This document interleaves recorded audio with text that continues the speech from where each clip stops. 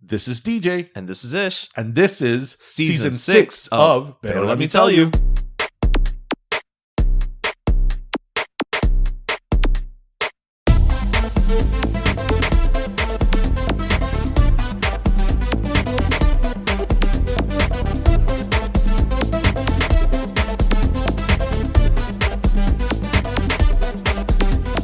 So then you're not an Aphrodite. I never claimed I was.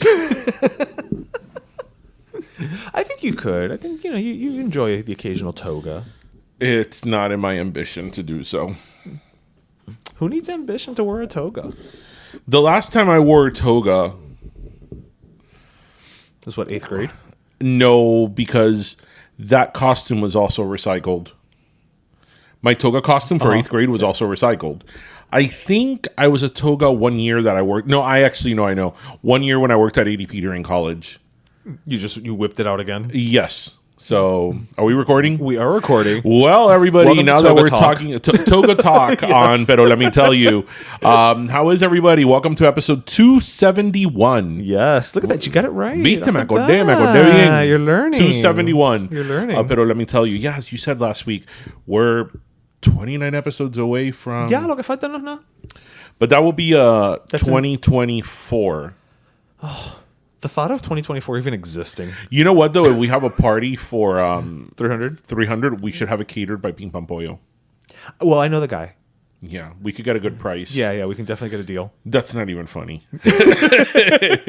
I love how we've been threatening to have a party for the last, I don't know how many anniversary episodes. Wait, what did we do for our happens. 200th episode? What did we do? Did we do anything? I know we had an episode that we'll talk about it later. Yeah, How I is remember. everybody? Happy Friday. Happy Friday. Officially October. Officially October. So Toga Talk is not out of the question. No, it's not. You've still got Halloween around the corner. Right. Yeah. I still probably will not dress up this year because I have nowhere to go.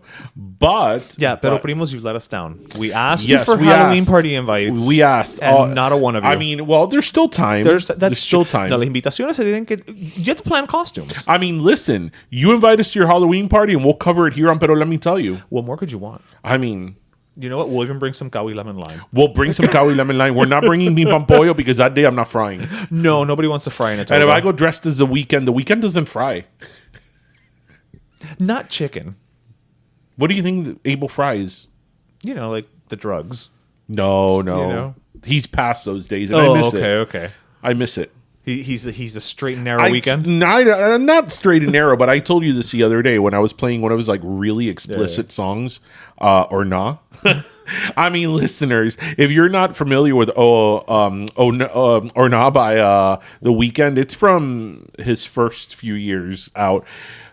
I invite you to read the lyrics. I can't say the lyrics. I'm telling you. I mean, I still love him. I love him. I'm slightly obsessed with him, but I miss when he used to talk about drugs and Drugs and hoes. and hoes Yeah. and eating. But we all got eating. Yes.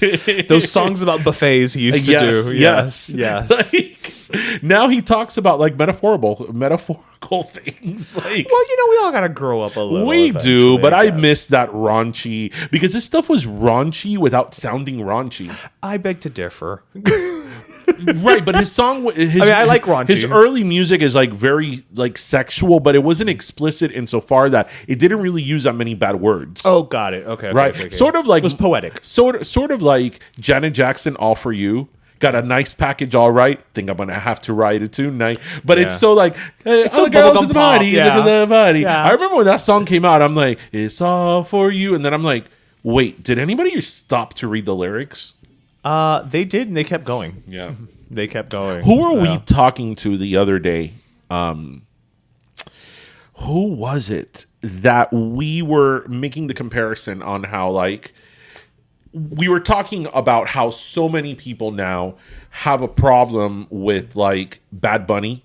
Because the lyrical content and so many people are like, ay, porque Bad Bunny and reggaeton, it's so dirty and, it's so filthy and sexual and whatever. I think we were talking about it at a pop-up, actually. And I gave the example of like, okay, that may be true, but what our parents love is just as explicit. I mean, have we stopped and listened to the lyrics of Devórame otra vez? Yes, it's not about a buffet. I mean, Devórame otra vez is like pretty. I mean it's scandalous for its time, especially. Right, but that's one of those songs that you listen to it. Devórame otra vez. Right. Ven, devórame otra vez. You're so into like the dancing and feel good about it Right. that you don't stop to be like, coño, this is some heavy shit we're talking about in this song. It's Janet Jackson-esque. And that happened so many times in like music from the 80s that these people love, that they're like, oh, that's what music was good. I'm like, yeah, music was good back then too, but it was still, some lyrics were really explicit. Well, I mean, you know what She Bop is about by Cyndi Lauper? I don't know. It's about masturbation. Isn't that what Blinded Me with Science is? Probably. And I'm going Japanese. Turning Japanese. That's what they say. Turning Japanese. That's a lot of songs about spanking it. Yeah. Yeah.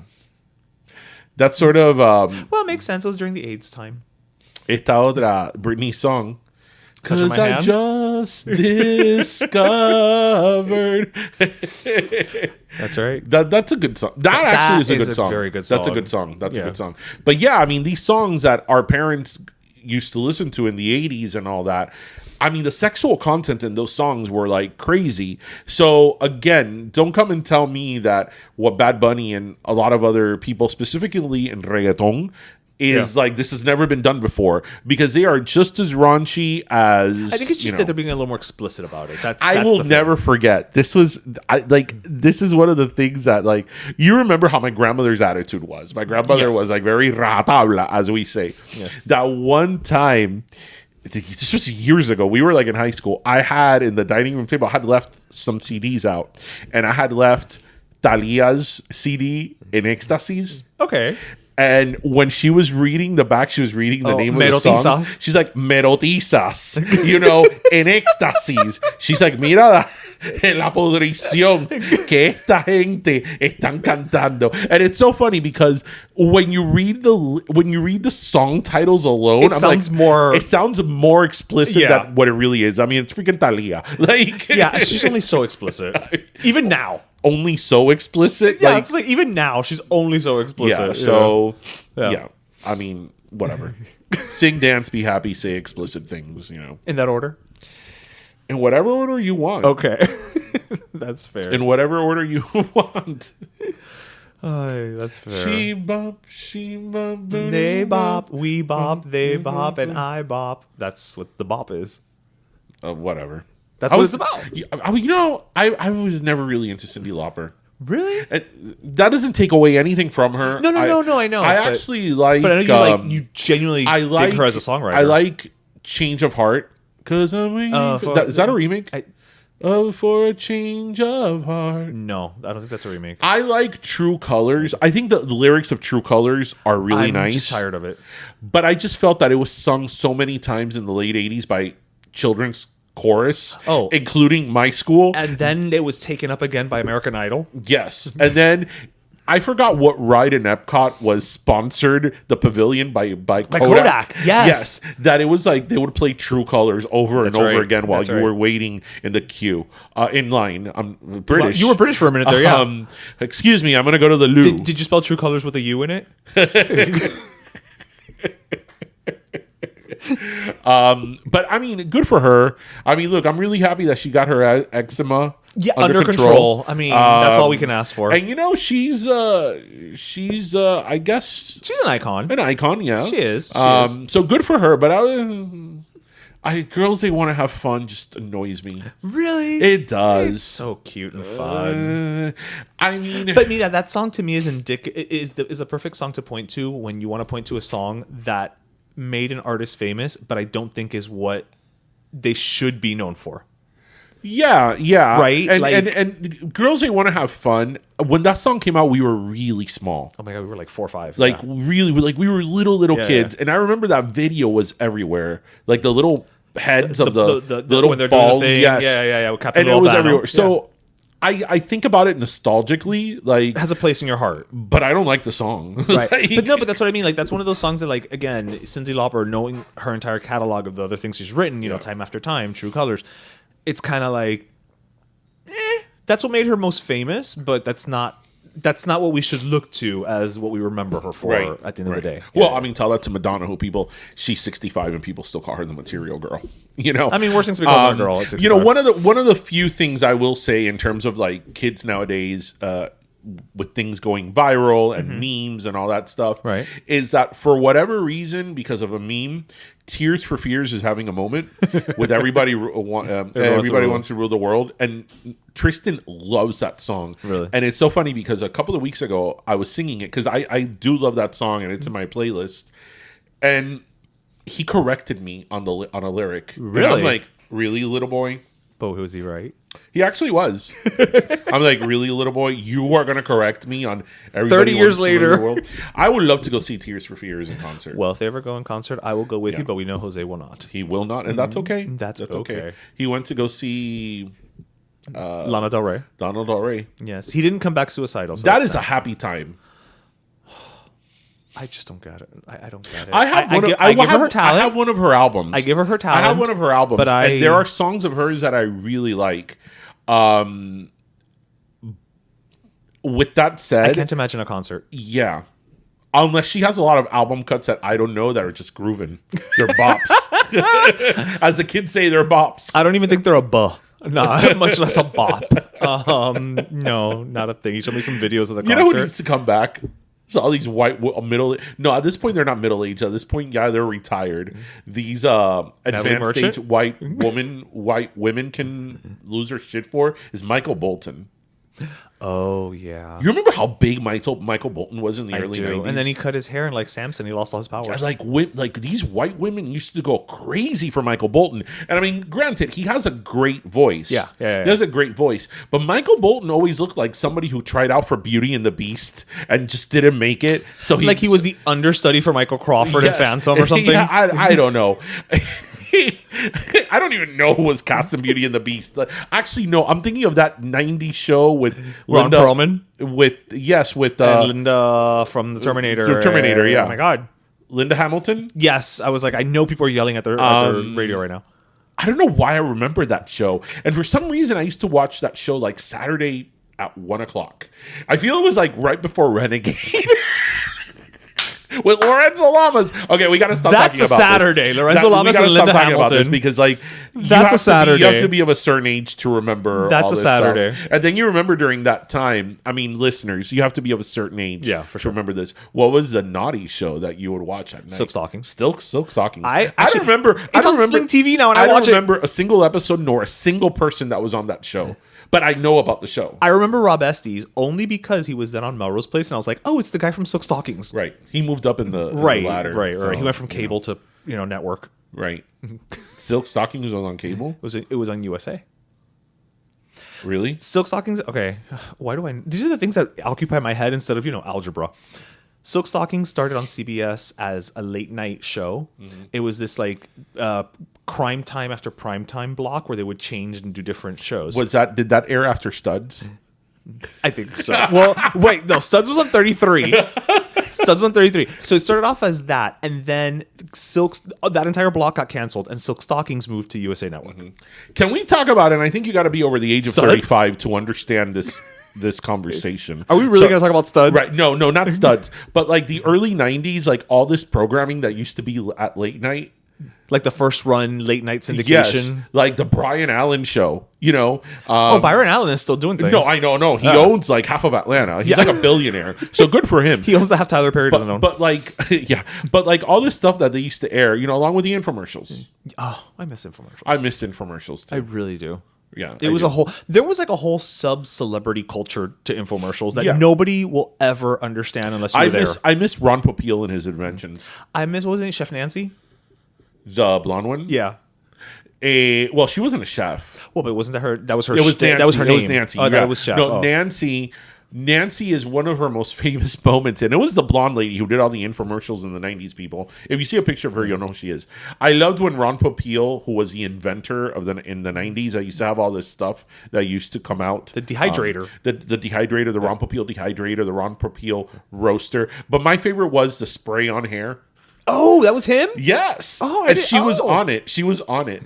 And they would look at the picture of like the people with the spray on hair, like if they were looking at a constellation. I mean, they were there just marveling at it. And I'm like, it's literally, you literally painted your bald spot. It's like, very obvious. right? Yeah. So, it's not I subtle. mean, God bless the 90s. Oh, seriously. What a time to be alive. What a time to be alive. The 90s. Goodness. VH1, why haven't you brought back the I Love series? Well, because nobody watches VH1 anymore.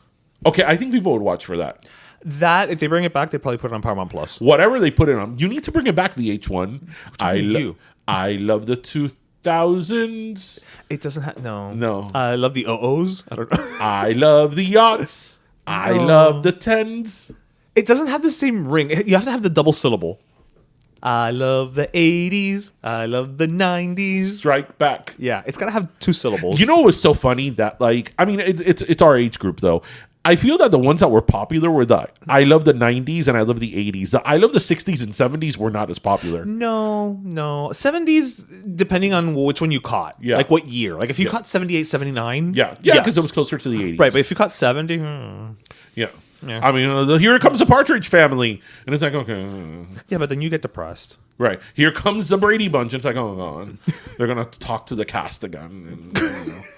I mean, I feel that I see the Brady Bunch cast more now than when they were on the Brady Bunch. Probably. Well, one of them's on Dancing with the Stars now. Oh, well, there we go. Yep. So, okay, well, I'm sure you want to bring up a topic. No, I can always sit and talk. You know, I'm loving the way that these things open. I'm not even going Our to pretend. refreshing, crisp gowies. I'm not even going to pretend that these cans don't have a great sound on air. Yeah. It's not a sound effect, At people. all. Like, it really is how crisp It's a crisp. gowie is. It What's is crisp? A gowie. gowie. It just is. What's a turrón? Nougat. And what's nougat? A turrón. We're not really sure what that means. But follow the cycle. It's there. Turrón season is coming. It is coming. That's right. It's time for turrón. But see, it's never nougat season. Ya llega la Navidad felicidad. That's El Lobo. El Lobo, qué gran turrón. No, I preferred Sanchis Mira. Sanchi mira, hace un siglo. Did they have like a clap? Na tradición. They didn't have a clap. Didn't one of them have a clap? I don't. It was not Sanchi Mira. Oh. I have to hold my turrón talk to December. That's true. It's coming. It's coming. It's coming. It's coming. Turrón is one of my greatest disappointments in life. That along with Game of Thrones. So we'll just Wow. I don't know how many people can say that. about Game of Thrones or No, the those combo? are that combo. I That mean, combo. Yeah. It is. Your two greatest disappointments are Game of Thrones and turrón. Yeah, when you're a kid and you're expecting like a delicious cake, delicious cake, a carrot cake, a chocolate cake. The only way you could have been more disappointed is if Cersei had choked on a turrón. a flan, and they come out with turrón de yema, Yema de catalana, no? yema tostada, Yeah, and I'm yema like, tostada. are you kidding me? Okay, go on. Well, speaking of turrón, kind of, because I have to find a transition somewhere. So I was at the gym earlier this week, and I was watching the TVs, and I was watching Hoy Día, which is on Telemundo. And, you know, many times on this show, we've kind of held Spanish language TV to task about how they do or do not do things. Mm-hmm. They had an actual 10-minute segment. I swear to God, I timed it. And it was 10 minutes. It was 10 minutes. I timed it. Because I was on the treadmill, so it was easy to time. They did a 10-minute segment, and they were approaching it like if it was like they had just discovered it. Mm-hmm. Que las fotos provocativas en las redes sociales generan más likes. Wow. And I was It like, was a slow news day, wasn't it? Yeah, I was like, I don't even think on a slow news day on like the Today Show. Did they invite Juan Patron to talk about it? You. Okay, go on. That was really salty about me. That was salty and petty, but that's why I love you. No, but what I mean is just like, and I started thinking, and again, my brain started going, right? And I'm like, I can't imagine even Hoda and Jenna. No, Hoda and Jenna wouldn't be. But I'm saying, like you know, look where I'm pushing it, right? To like the 75th hour of today. Yeah. They would never just sit there and be like, you know, this hot topic we've got going now. And I'm like, really? Is this what we're talking about on Spanish language television? Like, why does it seem like Spanish TV is always 20 years behind everything? Yeah. And on top of that, what my favorite part about it was No. I mean, you could say it. It's dumbed down. it is, and then again, I don't want to do this to our, to our peeps, right? But it's like, they also don't then realize the irony of posting pictures of like these, Latina influencers, models, whatever they were, in like their bikinis and very seductive. And then they pan over to the panel and it's like, but you're barely wearing more clothing. Yeah. So it's like, you don't even understand the irony of you guys sitting here talking about like provocative dress. And I feel that, like, look, and you're doing the same thing. All of their shows have a lot of pop culture in it, which is fine. And they have, but it's what I think is different from the Spanish talk shows that are like variety shows, right? Is that they always have a section where they talk about celebrities and they always talk about la farándula. Yes, but it's like a panel of people talking shit. Okay, they're not saying it, especially nowadays where everything, the news is in your phone. Hablando mucho, pero no dicen nada. Right. Because even these shows like Extra, Access Hollywood, it's usually like the host, one or two hosts. And then they'll throw it to someone. Right. And it's a promo. Right. But this is like a panel. They'll have like 5 people talking about, Chiqui Rivera. Oh my God. They have been talking about Chiqui Rivera for the last like 3 weeks. And I'm like, but why? Like, I don't get it. And they talk about it every day. I realize that I'm not into celebrity, like Latin or Spanish celebrity culture, but it's not about that. But it's not about I am about like English, right? So in terms of like, it appeals less to me because they're talking about people that I know less of. Fair enough. Or I'm less familiar with, but just the format. That's what I was saying. The format, right? That's where I was going. It's just so it's such a watered down and sort of dumbed down version of English television, and most of it is not original. And I just don't know why. Like, I don't know why they can't make more intelligent programming. And we've talked about this before. And one of the areas where you see it the most is in advertising. Because especially you and I, and people in our generation, since we live in both cultures and we could see both cultures, we could make the distinction. We could see the difference between the two. Just even in advertising. Just tell me about it. It's so watered down and dumbed down that it's insulting, really. It really it's gotten a little better, I have to say. It's gotten a little bit better, but it's still, to your point, it's the formatting of it just seems like I don't know why we haven't been able to pull that forward. Because I mean, okay, let's look at Telemundo for a minute. Telemundo's owned by NBC Universal. Mm-hmm. They have the same resources, they have the same funding. Right. So it just has to ultimately, I think, come down to, and when you look at like a news report, like a newscast, like the local newscast on Telemundo, I mean, it is a newscast. They are, they're serious. They do their job. It's got to just come down to, I guess, what the viewership wants. Yeah. I mean, but I can never figure out if it's a chicken egg, right? Is it what the viewership is asking for, so we're giving it to them, or is it what we're giving the viewers, I'm sure there's numbers and metrics behind all of this, so chicken and egg. So something I wanted to bring up. And it's just, I guess,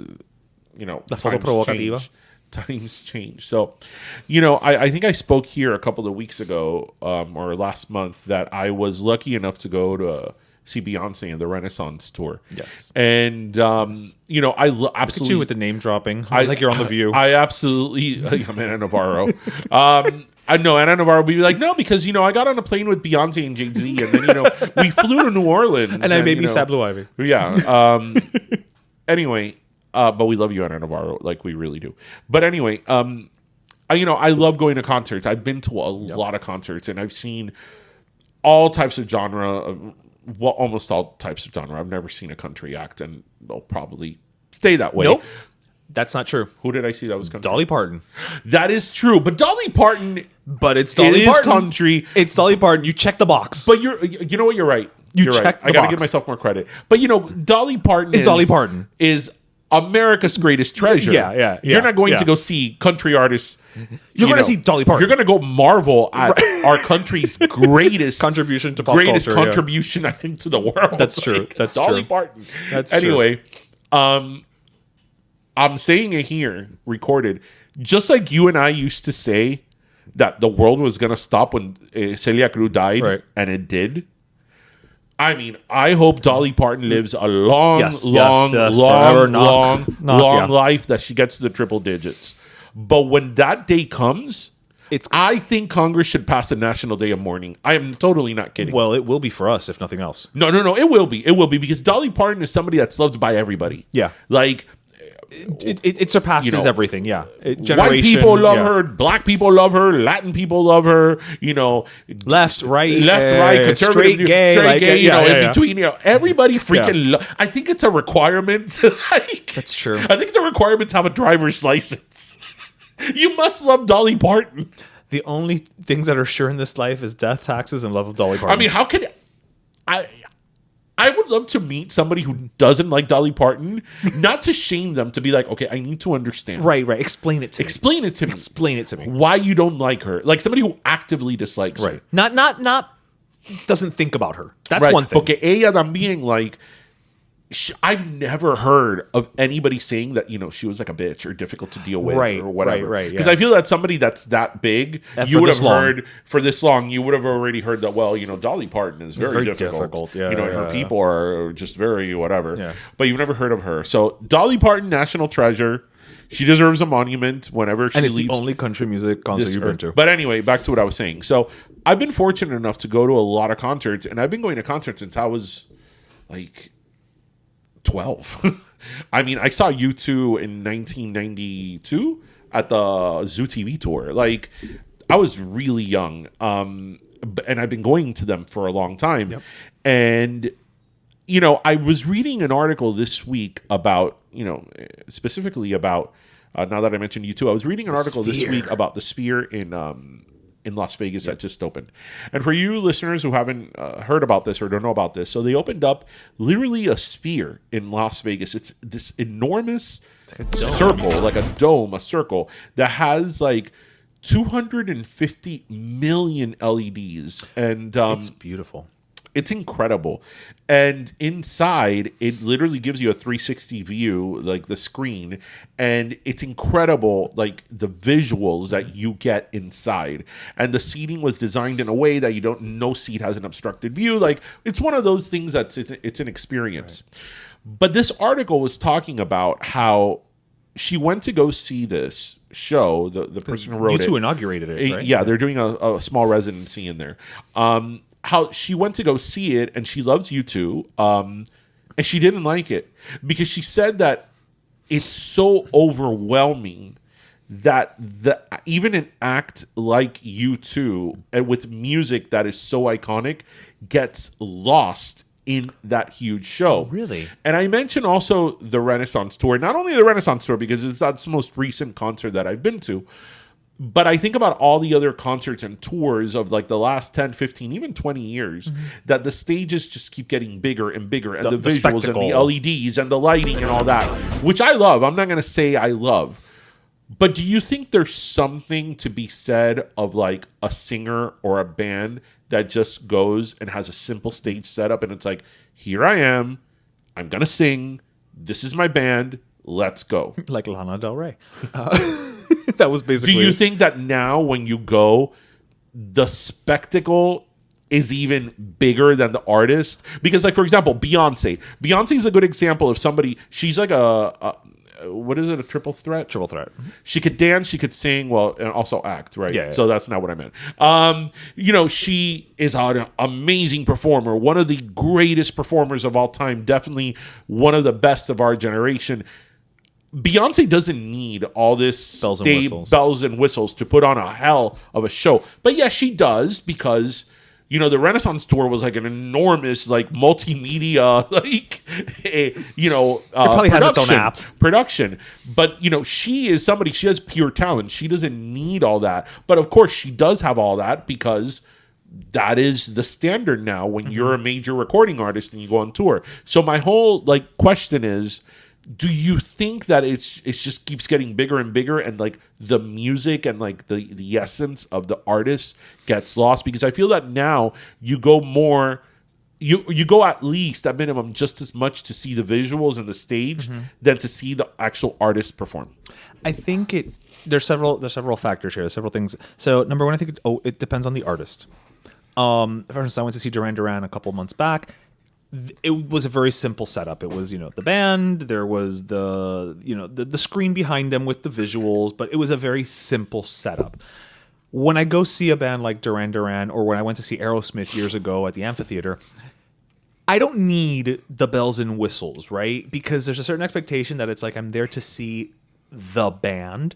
And so it's not just about the singer. It's about, oh, look, there's, Joe Perry and there's, and there's everybody doing their thing, right? So you don't want it to get lost. And I think that there's an expectation of depending on who the artist is. Now, when you're talking about also artists like a Beyonce, a Taylor Swift, a Madonna, a Britney, you also have to remember the concert tickets now, because they're so expensive, you almost have to put on that gargantuan spectacle to justify the cost, right? Because think about it this way. Would people pay it? Yes, probably. But if you paid about, $500,000 or whatever your mortgage is to go see Taylor Swift, and you get there and that woman comes out with just a guitar and she's like, hi, I'm just going to stand here and sing for 2 hours. Like, no, like that's just not going to cut it, So there has to be a spectacle and the costume changes and the dancers and the fireworks and the pyrotechnics. But I do see the point of like, it can swallow up a lesser artist. Well, I mean, look, I don't even... And not in the case of U2, but I'm just saying, in general, I can see how the argument could be made that, if you are not an artist who can stand there and command the stage, right, you will get swallowed up. Well, I mean, look, first of all, I think that singers that have a stage this big, it's because they've already right proven they already have a certain fan base, or they've been around long enough. But nowadays there are also some artists who come out, and I think out the gate, you have 3 hit singles on Spotify or whatever, and now you're on a world tour in a stadium, right? But these stage setups are in the millions and millions and millions of dollars. I mean, look, when I saw The Weeknd last year, it was like an experience. Like there was a moon. Like there's a moon in the stadium. The tides changed. There's a moon, and like there was explosions and fire and stuff like that. Which, don't get me wrong, I was loving every second of it. And my mind was blown. But because I mean, I really like music, and when I go spend that amount of money on somebody, it's because I really like them. Right. I mean, I love these huge spectacle shows, and I think they're amazing. But I think I am also just as happy if it was like something scaled back.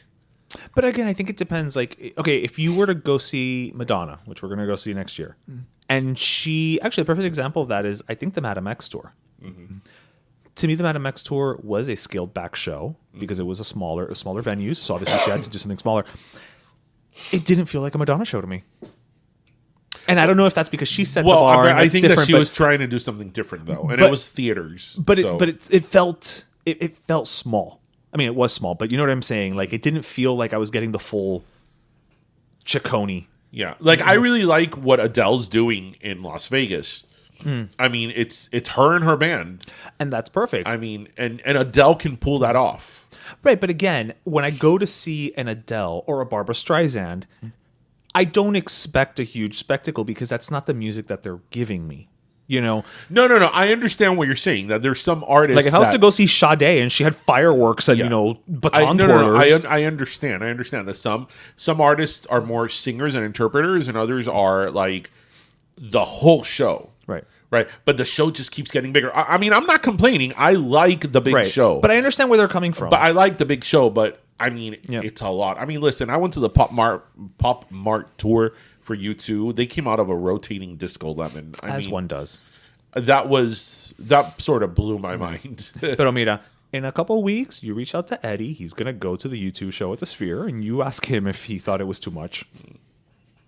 Are you a little sad now that I he's feel going? That this is something you and I should have done together, Eddie. But whatever, dude. Whatever. That's great. Your face just got like because U2's like my favorite band. I know. I've actually, this is going to be the first tour since this is a residency. I was going to say this is going to be. Since 1992, I've only missed one tour of theirs. Really? Yeah. And that's because they didn't come here. Oh, okay, well, that's fair. And I wasn't in a position to fly. Excuse me. It's funny you bring that up because I was just thinking the other day how, I don't know about you, but growing up, I don't think flying to see shows was a common thing. And nowadays, Well, Even no, I mean maybe it's because we're adults now, but I just don't recall hearing people say that. Oh, I'm gonna go fly to New York to see Fulano de Tal on tour. Whereas now you know we're what I like, always think of? we're like, oh yeah, let's when go. I moved to Michigan in 2003, I had like the week that I moved, or like a few days after, I had like second row seats to go see Mariah Carey in the Charm Bracelet tour. And I was like, I actually thought about it. I'm like, do I not go to law school this semester? Because like, I don't want to miss the second row. And then ultimately, I saw her in Cincinnati in the same tour. I got tickets. I took those tickets, right? No, I gave them to my cousin. Okay, no, because I know I went to the Charm Bracelet tour. Yes. Oh, okay. Yeah, but I just don't gave remember them to where my I sat. cousin. Yeah, I was like in the second or third. It was like second or third row, and I was like, okay. I was like, okay, we need to get tickets for another. Law school or Mariah? Law school or Mariah? I mean, I looking don't know. back, Mariah. I mean, looking back, I could have gone to see Mariah in Antarctica, and it still would have been cheaper than law school. In law school. You This is know? true. I could have booked Mariah for a party, and Twice. yeah. Well, actually, I don't know about that. Oh yeah, speaking of booking people, Where's that I going? don't know about you, Okay. but I am super excited about Super Bowl halftime next year. That's right. You know that in my alter ego, I'm Usher. You know that, right? Well, I know that now because because we had this conversation where I was like, but you had like two alter egos because I know you want to be a crooner. I want to be a crooner like Michael Bublé, right? But really, I want to be Usher. Okay. Right. But then when I told you, But as Usher, that what I would do is that as Usher, I would have a standards album. Okay. And then everybody's happy. Like Robbie Williams had a standards, Right, jazz right. phase. Yeah. So I get both things. Oh no, but And that's fair. And you remember, I was like, I want to be Usher. Like this is. who wouldn't? I think Usher's like the coolest guy ever. Who wouldn't want to be Usher? And we share the same birthday. Do you? We do. Oh, well then, happy early It's birthday, aligned. Usher. Happy early birthday. I'm super excited about Usher and the Super Bowl. I'm not gonna lie, and honestly, I'm good with it just being Usher. Where's it going to be this year? It's going to be in Las Vegas. In Vegas. Okay. Yes, Ooh, I'm good with just Usher. I mean, if he wants to bring, he will. He'll one or bring two people in, but it not be like Usher and Featuring this person and this person and Fulano, that person. Yeah. He, I think he can pull it off by himself. He's I don't know if capable. you were here the other day that I was having like an internal like conflict with myself that I was like, I don't know what song I like more. Oh my God. that was with me in the car. I was like, I don't know. Like these are the things I actually think about. It's like, do I like more Oh My God by Usher or DJ's Got Us Falling in Love? I gotta go with DJ. I mean, there's no wrong answer here. This is true. But I gotta go with DJ's Got Us Falling in Love. I mean, you know what my go-to karaoke song is. We haven't done karaoke in a while. Wait. It's 7:00 on the dot. I was gonna go with I'm in Angels. my drop top, cruising the streets. Oh my God, that song! Like, that song is so good. It's a good so song. good. It's so good. He'll probably do a tour afterwards. Oh yeah, no, for sure he is, and I'm going. Yeah.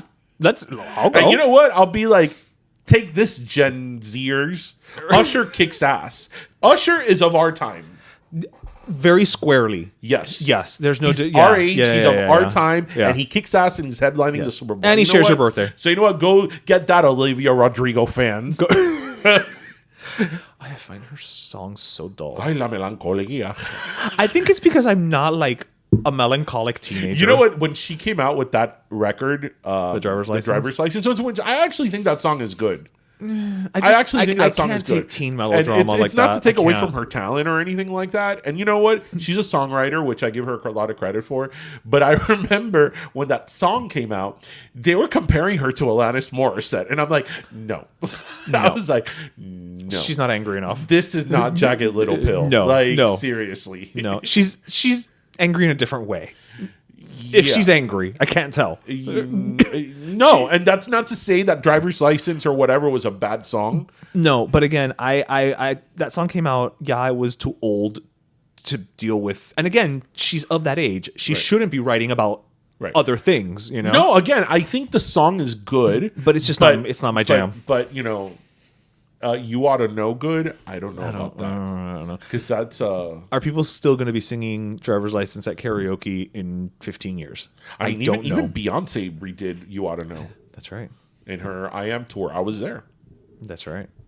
That was a good show. But that's because, everybody likes an angry What's the Canadian. best show I've seen? Maybe that's why. Because we're not used to seeing angry Canadians. About? That's why Atlanta's being all angry. It was What's like, the best show that I've seen? didn't we have this chat I already? believe so. Up there is Michael Bublé. I think we had this conversation. Yes. And now I'm trying to. Listeners, now I'm did trying to we have remember. this conversation. We We did. talk about a lot. We did, and I'm trying to think back because I'm like, wait, you said this, and now We I'm did, trying to we like did. hold you to it. Yes, and you did too. I know Dolly Parton was on your list. Yeah, Dolly Yeah. and Tina, And Tina, Flying Tina. Flying Tina. Actually, I remember when we went to go see Tina Turner. Yeah. That Lionel Richie opened up for her. Yes, and we were And like, the crowd went wild. And again, I grew up listening to Lionel Richie. but I didn't realize. But just how many songs. Wasn't like I knew that I knew a lot of Lionel Richie songs, but I'm like, adult contemporary Lionel Richie. And when we went to go see Tina Turner, and Lionel did like a full set. Oh, It yeah, wasn't like yeah, he yeah, did two yeah. or three songs and left.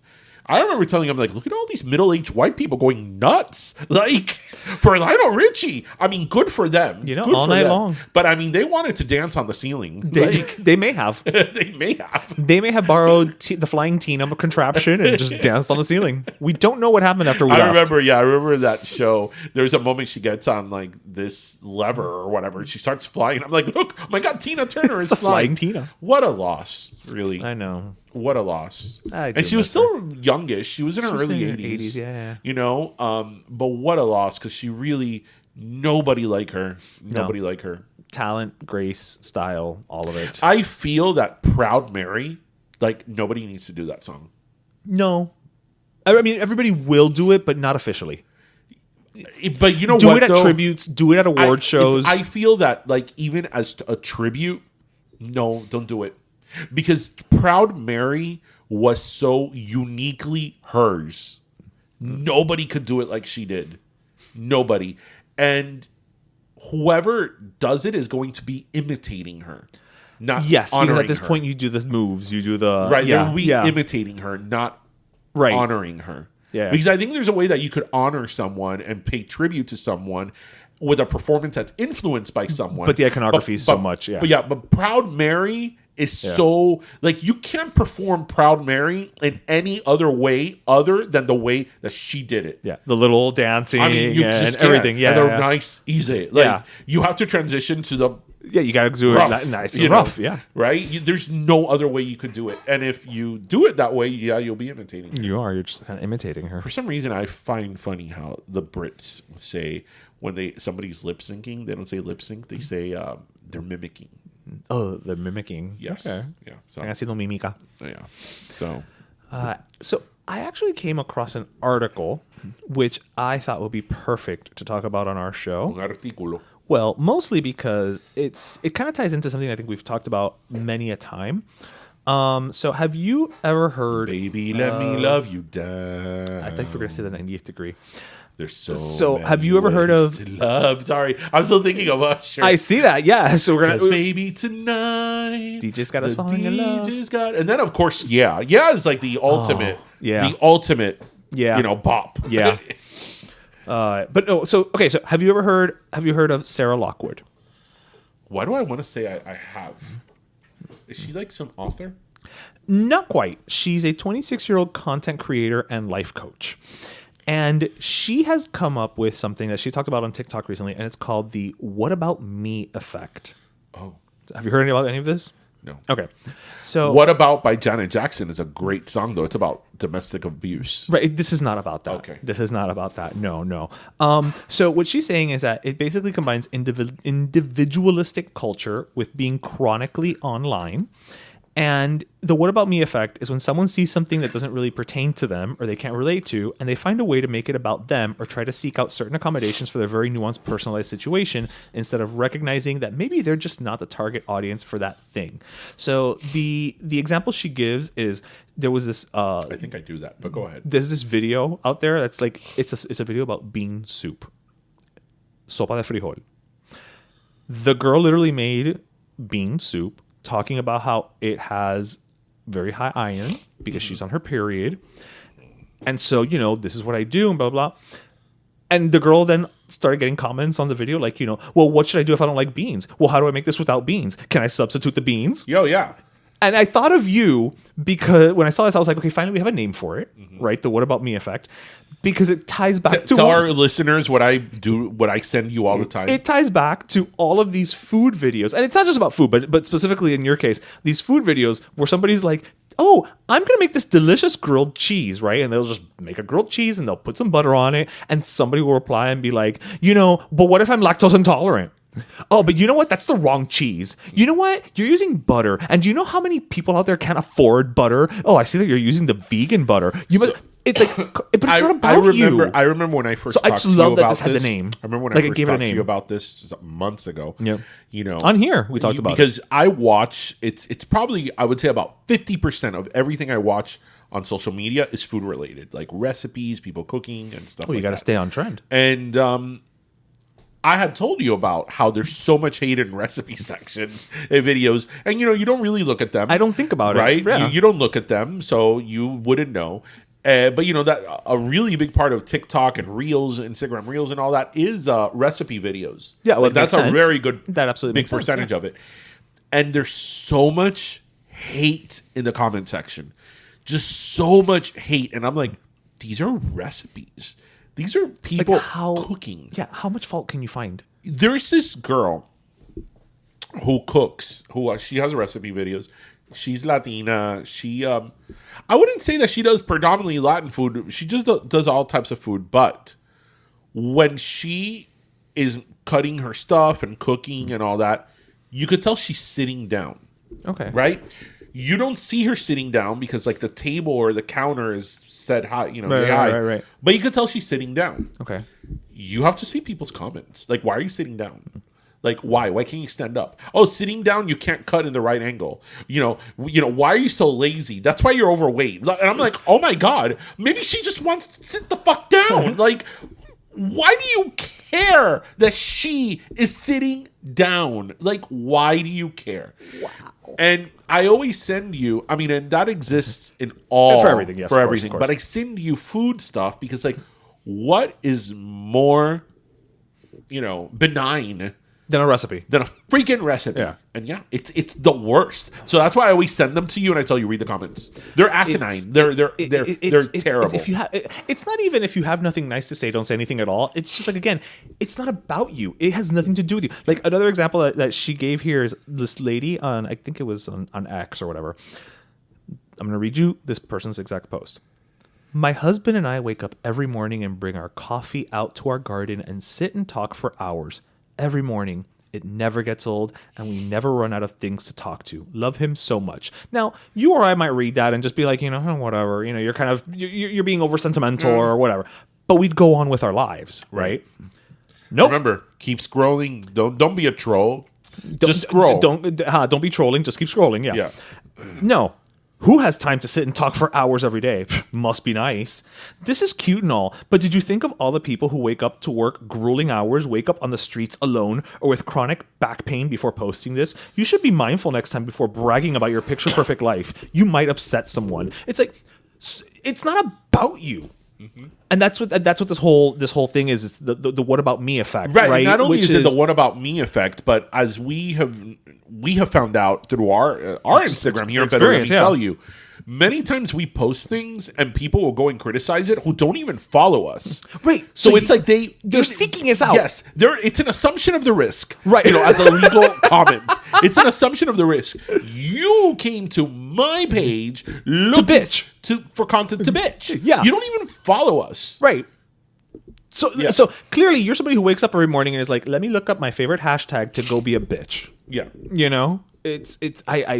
But I just love the fact that it has a name now, So it's called the what about me effect. Oh yeah. I feel like Dorothy when she found out chronic fatigue syndrome. For sure. What about me? Like that is the new pandemic. It's beyond pandemic. That's an epidemic. And it's people can't just keep scrolling. They feel they need to, first of all, tell you how they would do it better.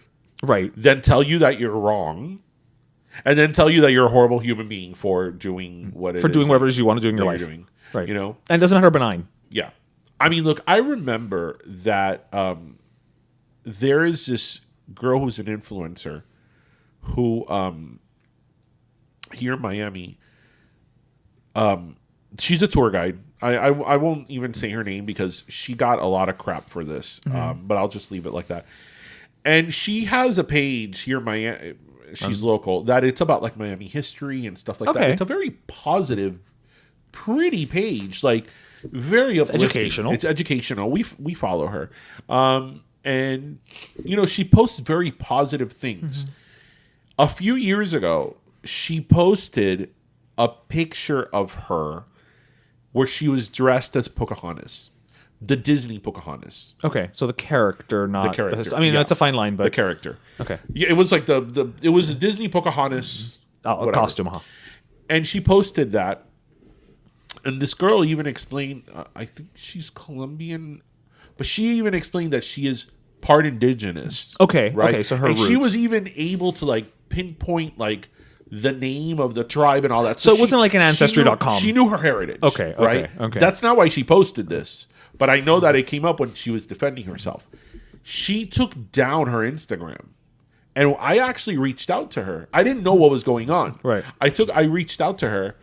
This is from our page, from our Yeah. Pero Let Me Tell You page. And I'm like, hey, why did you take down your Instagram? She's like, oh, because I started getting death threats because I wore a thing of Pocahontas. And obviously, there is a conversation to be had. How did that escalate? There is a conversation to be had about specifically about Native Americans. Right, and About appropriation. the appropriation Right, and right. all that. There's a conversation to be had about that. No doubt.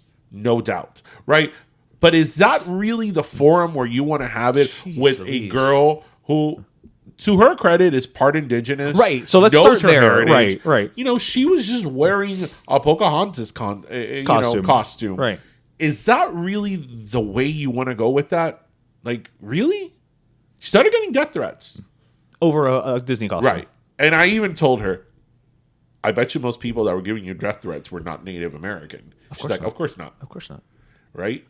And she even told me, actually, the Native American people that reached out to me were very like, oh, you know, this is what our tribe is, right. And this is why I feel this way. You know, and- I feel this way, and this is why like the costume maybe doesn't properly, you know, show. Fair enough, and actually, that's a good thing. Right. That's a good thing, right? But yeah, it's like Death threats. it's about me, and I am going to be offended for everybody. It's the worst. Yeah.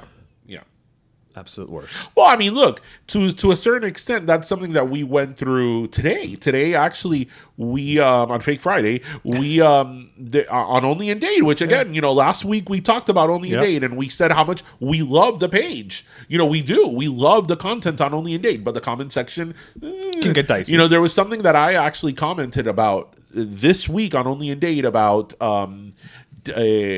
construction and developers here in Miami, and I made a very thoughtful answer, and Only in Date was very, you know, They pinned it. kind enough to pin it, and so it got a lot of traction.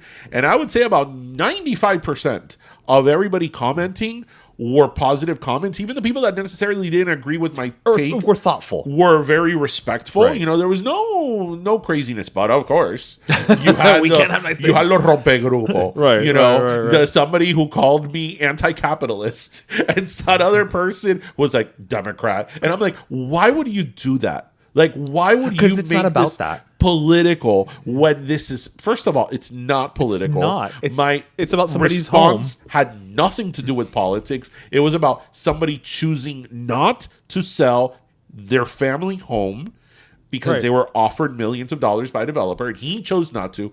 Nobody has said the P word here, politics. Right. Like, why are you making this political? There was another person who said that, you know, I must be a liberal and I should move to California. You know, and it's like, really, like, Because Like- what makes you liberal by wanting somebody who worked hard for what they've got, coming from from Cuba? What does that have to do with right? politics? But again, there's even if you think the guy was an idiot and should have sold, right? But that's one thing. Right. That's one thing. And there were a lot of people who were like, listen, you know, they were like, you know, he missed this opportunity. He should have sold. Right. Fair enough. Yeah. That's your opinion. But the people that automatically just want to make it into something that it's not. Right. Right. Right. And, you know, I'm the wrong person to get on that. I mean, FYI, listeners, if you want to get me in the comment section, you're not going to, because that's when I become super either not engaged, or if I do respond and engaged, it's like in a super duper rational and thoughtful way that I'm not Bordering on passive aggressive. I don't fall. No, I actually make sure I'm not passive aggressive. That's like the guy who was like in the comment section was like, oh, that's how capitalism work. You clearly, that's how capitalism work, which you must hate. And I go, well, actually, yes, I agree. It's how capitalism works. And capitalism is great. And one of the greatest things about capitalism is a free market. And among that is your discretion and your autonomy to do with your assets as you want. And he chose not to sell his house. Isn't capitalism great? Like, yeah.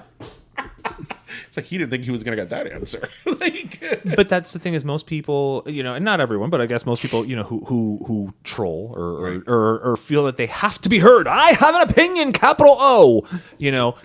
They're not trying. And again, look, the comment section of anything is the wrong place to have a nuanced conversation. Right. But they don't want to have a conversation, right? No. They want the zinger.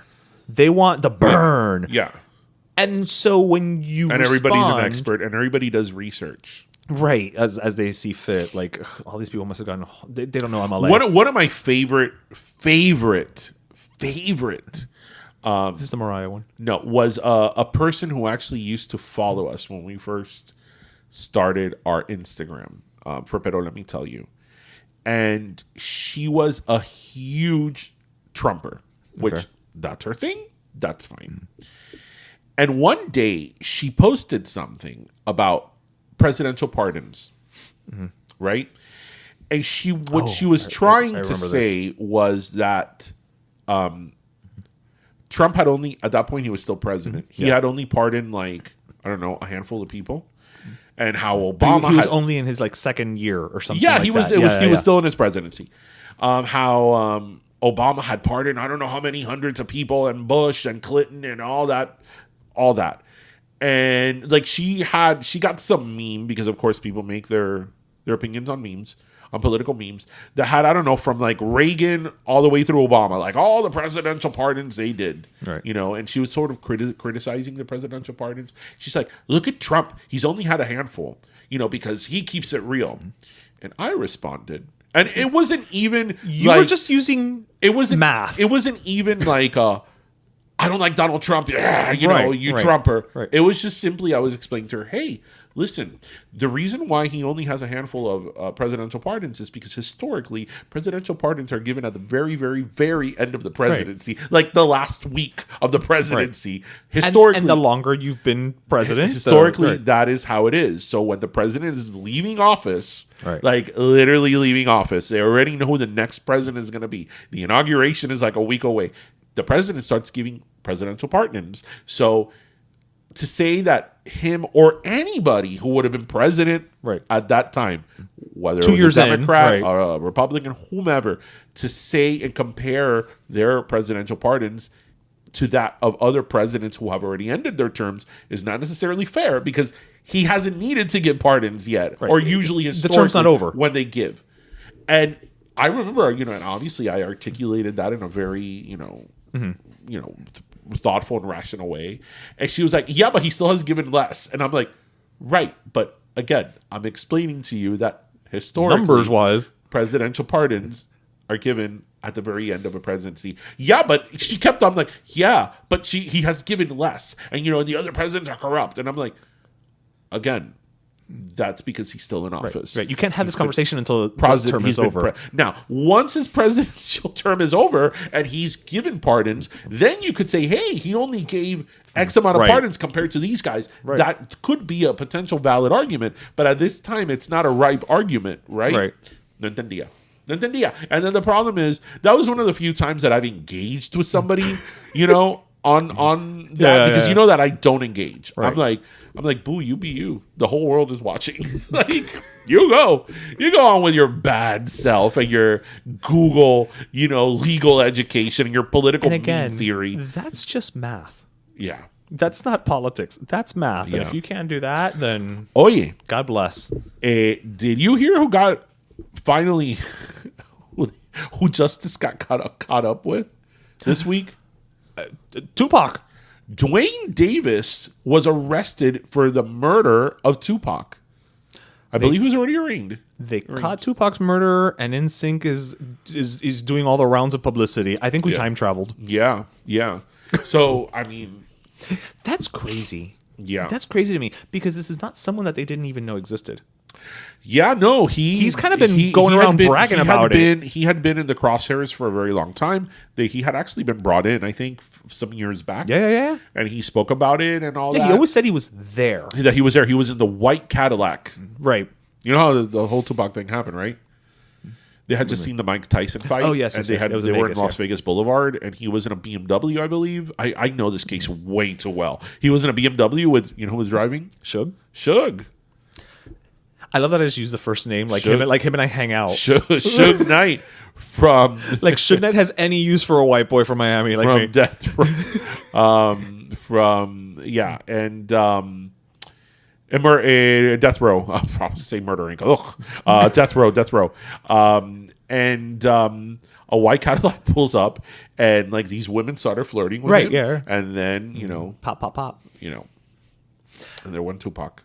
I wonder the greatest rapper of our generation. I wonder and my favorite rapper of all time. Go ahead. I was saying, I wonder what it is about that they kind of just kept the case open, because it would have been very easy to just kind of leave because it as, they probably as had some leads and wait, how many years are we talking? 20 something. I mean, but this happens. They probably had some leads that went nowhere that then got more leads. I mean, I don't know. I don't know too much in terms of the trajectory of the investigation of the Tupac murder.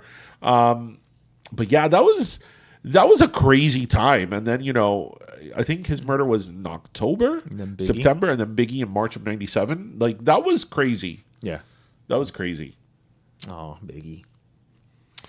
I mean, without Biggie, we wouldn't have had Puffy. This is true. We have Biggie to thank. Yes, but I still will not, though I love Puffy, I'm still not going to, be like, well, but we got Puffy, so... Biggie died. Oh, well. That's true. It's not like me with Selena and J-Lo. So, listeners, some years ago, we were like, all of our friends were together, and we were talking about, like, if you could go back in time, like, who would you save? And everybody was, like, giving really superficial answers. And I think that you were the one who was like, because I don't know who asked you. They were like, oh, would you go back and save Selena? And you were like, oh, I'm too invested in this. Yeah. I'm too invested in Jennifer Lopez to save Selena at this point. Yeah, like at that point, I'd known J-Lo longer. But what was like so interesting about this conversation that we were having among friends was that everybody was thinking about celebrities. And then when, I let everybody finish their whole celebrity thing, like, oh, this is who I would save. I would save that person. I'm like, yeah, no, I would go back in time and like, save people from the Holocaust. Like that's where my mind was at, right? But I didn't know you were thinking about Selena and because Jennifer you said Lopez. Who would I didn't think of like groups of people that I could save. Or like stop someone. I'm like, yeah, I would stop Hitler. Like, well, I wasn't thinking in terms of, I was thinking about like humanity, and you were thinking about Beanie Beanie Bum Bum. Yeah, it's about, that sounds about right for me. Yeah. You wouldn't save Selena? I don't want to say that out loud, but I just, again, I have known J-Lo longer at this point. I would save Selena. First of all, the Selena, I think part of the reasons why Selena is still so relevant is because it was such a tragedy. Well, there's that, right? Such a tragedy, right. And Selena was one of those people that and we're old enough to remember Selena, remember her in her prime and all that. We were there. Yeah. She was somebody that she was a Dolly Parton. Everybody loved Selena. That's true. She was so loved. Like, who didn't like Selena? Even if you weren't into her music. Well. It only has one answer. I love that thing I posted earlier this week on our page. Sure. Happy Hispanic Heritage to everyone except Yolanda. That's the US. Her and Christina Crawford. A crazy bitch. I don't like to use that word a lot, that term, but she really is a crazy bitch. There's no better description, quite frankly. Like, if you've got one, I'll wait and hear it. Yeah. She's up for parole either next year in 2025. That's a parole hearing I want to see. We should go. We could like broadcast live from outside the courthouse. I see that she was only 23. What? For a minute there, What? Because we were talking about the parole hearing. I was like, Yolanda was 23? Que 23 mamado. Bueno, Yolanda was really young. Yolanda was like in her early 30s, but she looked really old. She was? Yes. Wow. I mean, yeah, it makes sense time-wise. Yeah, you're right. the hair. But it is the hair. It's hair. That hair. Nobody look good with that perm. No. No. Especially not sweaty in a pickup. No. No. It's so bad in the movie how she's like, I killed my best friend. That movie's so good. It's so good. Selena. It is, but see, if Selena lives, we don't get that movie. Okay, but you know what? I'd rather have the trade-off. Selena lives. I mean, I love Jennifer Lopez. I don't, I'm not a huge fan of Jennifer Lopez, but I'm not a J-Lo hater. Right, I give J-Lo her props. She's a hustler. Yeah. Literally. But I mean, I would save Selena. J-Lo would have found. J-Lo's very ambitious. She would have found a way. That is true. J-Lo, yeah. I feel like J-Lo would somehow would have ended J-Lo's up. like evolution. It finds a way. J-Lo would somehow would have ended up in the cast of 90210. Later years. Yes, absolutely. Yeah. Like 97 through 2000. Yeah. As the Latina who moved in next door. That's true. Who she had a thing with Brian Austin Green. From the wrong side of the tracks. Yeah. She had a thing with Brian? No. Yeah. David. Yeah. David. Yeah. That actually happened in the alternate universe where you're Usher. Yes. Yes. All happened. It's a full circle. All happened in that But universe. Jennifer Lopez would have made it. She would have made it somehow. That's true. Maybe we would have had the same trajectory. I mean, maybe we wouldn't have gotten Glow. Right. Or Jenny from the Block. Right. know? Maybe there's no Ben Affleck in that reality. Yeah. Maybe a lot of people would have still not known her. That's true. That's true. So, but I would have saved Selena. Okay, fine. Save Selena. I mean, listen, can you just imagine all the songs Selena would have come up with at this point? By now, she probably would have been a legacy act. Oh, for sure. Yeah. For sure. But yeah, I mean, and then she would have had like a different look. Oh, she would have totally lightened her hair. She would have had a different look. Yeah. She would have probably done a duet with Shakira. You think so? Yeah, for sure. See, I could see her doing a duet with Michael Bublé. No. I mean, I'm not saying she would have gone that route, but I'm saying with like other Latinas. Oh, okay. She would have definitely done a duet with Shakira. Shakira. Yeah. Probably like for Shakira's like third album. When Shakira was a big enough name. I don't know why I just thought maybe she would have had a song with Ana Barbara. No, too close. You think that they wouldn't have done like a Paquita la del Barrio tribute? No, maybe something like that, but no. Yeah. And I could have totally seen Selena because Selena could really sing. Yeah, and dance. Yeah, I could have totally seen her like, I don't know, doing live from Carnegie Hall. I don't know. Oh, she would have had a residency somewhere. Yeah. Is it the beat or the beat of your heart? Love that song. Yeah. What's your favorite Selena song? I don't think I've ever stopped to think about that. Up to. The one, okay, it's not my favorite song, but the one that has a place in my heart for completely non-Selena reasons is Tecnocumbia. Oh, yeah. This is serious music we're dealing with here. Only serious Because music. for some reason, we were all watching Univision that weekend. Talk about a shared experience. At 3:00 in the afternoon or something. The next day in school, everybody was like, "Did you watch Selena's video?" Yeah, I did. Yeah, I did too. And it's like, how did everybody watch Selena's video On Univision? On Univision, we were all the right place at the right time. Yeah. That's your favorite song? I think? No, it's not my favorite song, but that's the one that holds like a place in my heart just because of the shared weird experience of it all. So I really like the song with the Barrio Boys. Oh, that's a good song.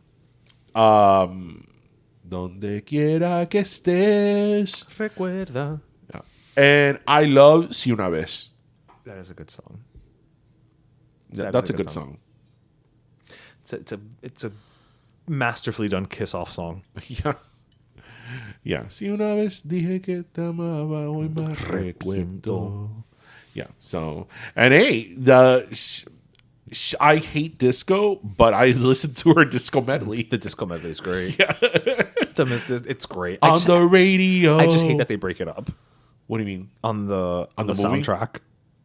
Oh, there's two of them. On the soundtrack, yeah, they break it up on the soundtrack.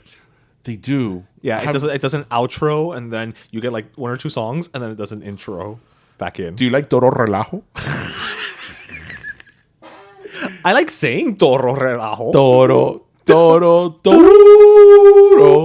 Relajo.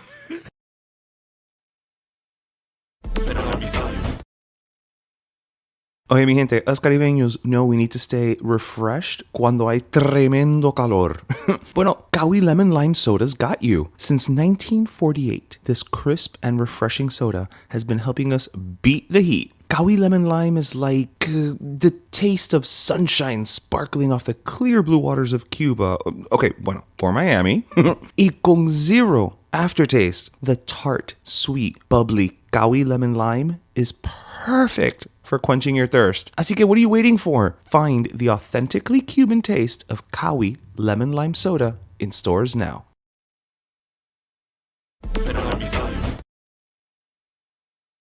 Okay. All this relajo is making us thirsty. Estamos muy relajados. It's time for some kawi. It is. It is time for our last Kawi Lemon Lime. All right. So you want to go first? I know who I'm going to give my kawi to. Right. So I'm actually wearing my Marlins hat. I love that hat, by the way. Isn't it cool? It is really, really nice. Really cool. Yeah. It's nice. So I'm actually giving my last soda to Kim Ang, who is the general manager of the Marlins. She is the first, female, Asian American, general manager to ever reach the playoffs. Because the Marlins did reach the playoffs now in the postseason. Unfortunately, they're out. They're out. But they got there. But they got there, and that's the furthest we've been in a very, very long time. Many years. I think 2003. But it's a great accomplishment, and a lot of times when you hear these people, whatever it is, this is the first woman, this is the first this is the first that. When she got this GM position for the Marlins, it was like the first woman who had done that. Mm-hmm. And, obviously we know that professional sports is still a completely male-dominated, club, as you said. But, I had never really stopped to think about it. I'm like, she's the first general manager? Like... It just feels like there should have been someone. She's the first general manager, but she was. And, they did very well this season, and they've really been doing a good job of building up the team. So hopefully this was a symbol and a sign of things to come. So my last kawi goes to the Marlins, to the Miami Marlins. That's right. I cannot stop looking at that hat. Like, I love it. I love just everything about it. I mean, I would lend it to you, but it won't fit you. No, that's true. Yeah. That's true. Well, my last kawi goes to, again, keeping the theme of Hispanic Heritage Month. I'm going to give it to Javier Romero. Javier Romero, you want to talk about consistent things in someone's life? Well, there we go. Javier Romero has been around for like millennia, and he's only in his 50s. He just celebrated 36 years on the air and radio. Yeah. He's on, at least here in South Florida, he's on Amor 107, El Desayuno Musical in the morning. And like you said, he's been on... Do you remember how he started? He was on Sal Gigante. I don't know if that's... Yeah, but that wasn't his no, first that's gig. not his first gig, but I don't know his first gig, but I know he was a weatherman. He was a weatherman. That is how he started. But he was like the weatherman. Oh, see, that I didn't know. Yeah, he's the one who taught me the word chubascos. Javier Romero. Tenemos hoy unos chubascos. He was a weatherman, but for years. Didn't know that. For years, he was a weatherman. Well, there you go. So, I mean, 36 years on... 36 years on the air and radio, but, I mean, he's been around forever. And, it's just... He's somebody who's just been, like you said, a consistent presence in our lives, right? It's just like... He's always there. He's like the rain. He's one of these people because I think he can't be older than his early 60s, right? Right, because he's either in his late 50s or early 60s. Yeah, but I feel that has like cara he's de niño been too. around forever. Yeah, because I remember being a child and Javier Romero, 36 years. Yeah. Javier Romero was on TV. He's probably one of these people who started like fresh out of school. Yeah, that's like Mika de Llano. Yeah. Mika de Llano is in her 50s. You still look at her; she looks young and whatever. Yeah. And I'm like, then how old was Mika de Llano when she was probably like 23? She was in like 21. Yeah, because I remember when she was in Channel 23 giving the news in the 80s, and I was like, when I mean a little kid, I was like 6. Okay, so yeah, it was a while ago. And how is she in her 50s? Yeah, like when did that happen? Yeah, like how did that happen? She was probably like 19, 20. She was right out of journalism school, and working in 23. Yeah. But that's a good one, Javier Romero. Yeah. And he's just one of these people that I don't know about you, but I've seen him out and about, and he always takes the time. Like if people come up to him and, he's always just seems to be very kind and very appreciative of his public. And again, that's how you have a 36 plus year, career in the public eye. You don't get that way by Right. being an asshole. And his radio show is it's still number going, one. Yeah. It's still number one. Yeah. Yeah. I remember I used to listen to his radio show every day going to school in high school Really? every day because Desayuno because musical. my mom used to take me to school. And she would listen to Desayuno Musical. Yeah, and we would listen to it. I used to like listening to his morning show mostly because he would play like the Spanish pop that we would Right. listen to. Right. He was playing the ballads and the Ricky Martin, like everything on the box basically. Yeah. Was played on Javier Romero's Yeah. show. Yeah. Oh yeah. Whatever happened? Now that that reminded me to the Fonomeneco. Lo Fonomemeco. Oh, what? That's a good question. You hadn't thought about that in a while. No. The Fonomeneco here for you listeners. They that were before know. Los Peachy Boys, right? They were like 90s. That's what I'm saying. But there was like this duo comedians. They were huge. Yeah. And they were hilarious. But you know what the thing is? That they were big before, like viral, before YouTube, social media. Right. So that didn't transition. No, apparently. I guess not. But I mean, I'm going to look it up now when we finish Yeah. recording. Because I Yeah. haven't thought about that forever. Yeah. I really like. I love Alexi Vade. I think Alexi Vade is like really talented. That's true. Esta noche tonight. You know what? What's one of the greatest things that Alexi Fades gave us, right? What? America Vade. America Vade. Yeah. That it's like very talented family. Yeah. So very much. anyway, bueno, everybody, we hope you listened, laughed, and learned. And as always, grab your pastelito, your croqueta, and your kawi. And thank you for joining us, everybody. Yes. Bueno, cuídense. Have a great weekend. Have a great weekend, everybody. Bye. Bye.